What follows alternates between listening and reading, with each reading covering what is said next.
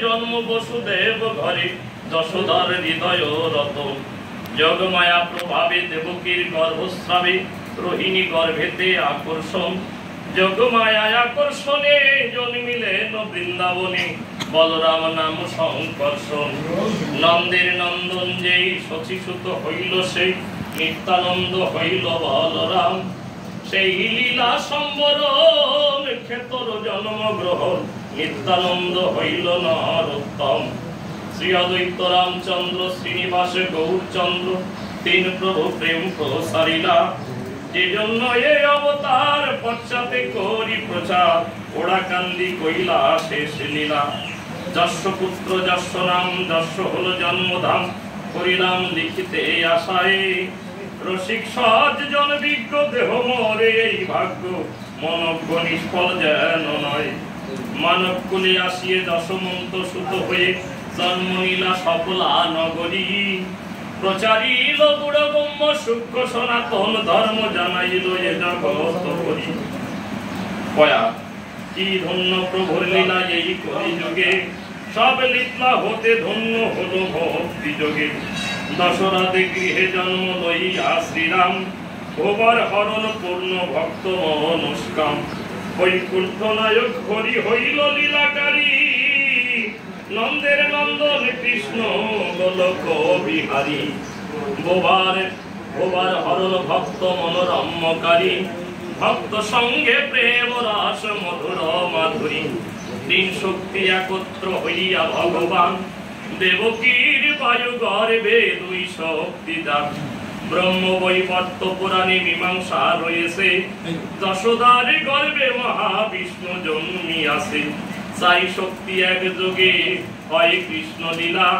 ভাগবতে সুখদেব মীমাংসা করিলা বহুত প্রমাণ লাগে সেসব লিখিতে অন্যান্য প্রমাণ গ্রন্থ রয়েছে বলিতে চৈতন্য চরিতামৃত তাহার প্রমাণ বহু যুগ গত পরে এলো ভগবান নন্দ সুত বলে যারে ভাগবতে গাই সেই কৃষ্ণ অবতীর্ণ চৈতন্য গোসাই বহুত দাপার কলি আসে আর যায় স্বয়ংের অবতার তাতে নাহি হয় অষ্টবিংশ মন্বন্তর শেষে এই যেই কলি অবতীর্ণ ভক্তবৃন্দ লইয়া সকলি যে দাপারেতে অন্য শক্তি বিবর্জিত হয়ে গোলক বিহারী লীলা গোকুলে আসিয়ে দাপারের শেষ যেই কলির সন্ধ্যায় শ্রী গৌরাঙ্গ রূপে প্রভু জন্ম ন দিয়ায় এই সেই কলি এই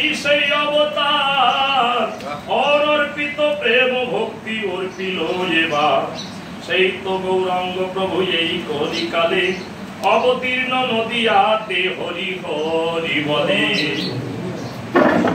উৎকলেতে লীলা সাঙ্গ অল্পেতে করিল মনের কামনা বহু মনেতে রহিল চৈতন্য চরিতামৃত মঙ্গলাচরণে প্রভুর মনের কথা লিখিল যতনে দাস্য সখ্য বাৎসল্য মধুর চারি রস চারি ভাবে সা ভক্ত যত কৃষ্ণ তার আপনি এই ধর্ম করিব যাজন ইহা দ্বারা করাইব ভক্তের শিক্ষণ সন্ন্যাস করিল প্রভু এই ধর্ম লয়ে রাগানুরাগা প্রেম ভক্তি হাটে বা ছাড়িয়ে গৌরিয়ার ভক্ত যত তার নাহি পাইলে শুদ্ধাচার সেবা ভক্তি নাম ভাবে 48 বর্ষ মধ্যে প্রভু দিল পাখি এই তো প্রতিজ্ঞা আগে রহিলে বাকি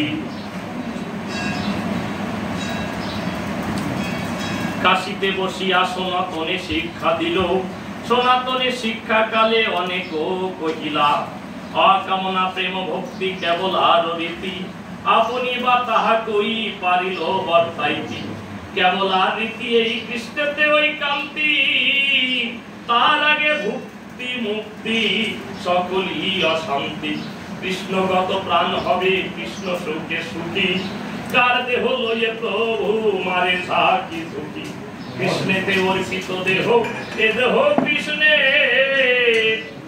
আছু কন্যের কার্য নিজে হইল ফের আত্মা বাহির হইল সন্ধি কল ছুটে, কশ্যপ পাকার হয়ে ক্ষণে পয়সে পেটে। যদ্যপি প্রভুর মনে থাকে কোন ভাব, যা দেখিল তা লিখিল গ্রন্থের যে ভাব। তবে তো প্রভুর মনে কামনা রহিল, অকামনা প্রেম ভক্তি কই পাওয়া গেল। কামনা রহিল আছে দৃষ্টান্ত তাহার, অদ্বৈতের করে ধরি বলে বারে বার। বৈকণ্ঠ নহি যেই লীলার প্রসাদ, শেষ লীলা যে করিব লীলা মোরে চমৎকার। তুমি আমি নিত্যানন্দ এই তিনজন, করিব নিগুড় লীলা লীলার অসাস্বাদন। তুমি হবে রামচন্দ্র আমি শ্রীনিবাস, দাদা নিত্যানন্দ হবে নরোত্তম দাস। শেষ লীলা তিনজন করিল আসিয়া, প্রচারিল প্রেম ভক্তি ক্ষেত্র যাইয়া। নিগুড় ভজনে লীলা করে তিনজন, ভাগ্যবান ভক্ত যারা করে দর্শন। তাদের ভজন গ্রন্থ পড়ে দেখো ভাই, অকামনা প্রেম ভক্তি তাতে বর্তে নাই। উদ্দেশ্য থাকিল কোনো আসিয়া ধরায়, ওই প্রেম আস্বাদিবে তিন মহাশয়। সে কারণে অবতার হইল প্রয়োজন, সফলা নগরী দশমন্তের নন্দন। শশীর নন্দন যবে পড়ে পাঠশালে, পড়ুয়ার সঙ্গে সদা হরি হরি বলে। যে জন্যা বলে হরি কর্মসূত্রে মরে, ঠেঙ্গা লয়ে যায় প্রভু তারে মারিবারে। সেই গিয়া করে সায় পাষণ্ড সঙ্গেতে, মারিব মিশ্রের সুত আইলে মারিতে। অন্তর্যামী ভগবান জানিলেন শীতে, এরূপে না পারিলাম হরি নাম দিতে। একবার মাতাকে দিলাম পরিচয়, গ্রহণের বেড়ি গৌড়ি দিল মর পায়। স্বীয় পরিচয় তাহে দিবার কারণে, উদয় হইল হাতে গণকের স্থলে। সে মরে গনিয়া বলে নন্দের নন্দন, এ বেশী শুদ্ধ জীব উদ্ধার কারণ। কর্মসূত্রে বদ্ধ জীবী নাসি নিল মরে, গনিয়া দেখিয়া বলে কি হতে পারে। প্রভু কান যা তার পূর্ব জন্মে কে বা আমি, ঠিক করে গণনা করহ দেখি তুমি।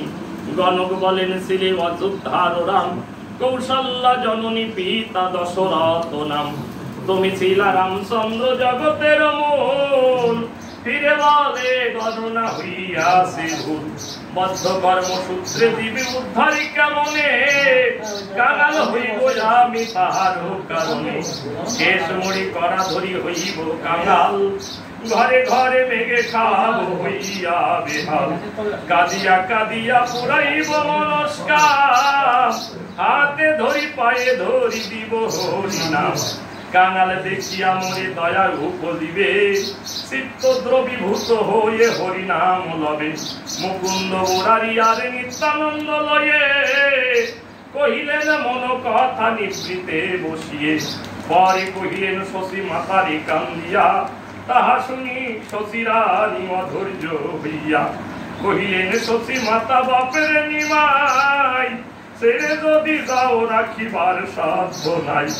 অনেক প্রলাপ মাতা করিল তাহাতে, সান্ত্বনা করিল মাকে মধুর বাক্যেতে। শশী বলে তুমি যদি মোরে ছেড়ে যাবে, এ ব্রহ্মাণ্ডে তবে আর মাতাকে মানিবে। এ সময় গৌরাঙ্গ করিল অঙ্গীকার, তোমাকে ছাড়িতে মাতা শক্তি কি আমার। সদিতে নারিব মাতা তব ঋণ ধার, জন্মে জন্মে তব গর্বে হব অবতার। ধর্ম সংস্থাপন আর জীবের উদ্ধার, এই রূপে লইব জন্ম আরো দুইবার। তারপর শ্রীনিবাস রূপে জন্ম নিল, নরোত্তম রূপে নিত্যানন্দ জন্মিল। আর এক জন্ম বাকি রহিল প্রভু, এই সেই অবতার শ্রীহরি ঠাকুর। মহানন্দ চিদানন্দ রচিতে পুস্তক, পয়ার প্রবন্ধ ছন্দে রচিল তার।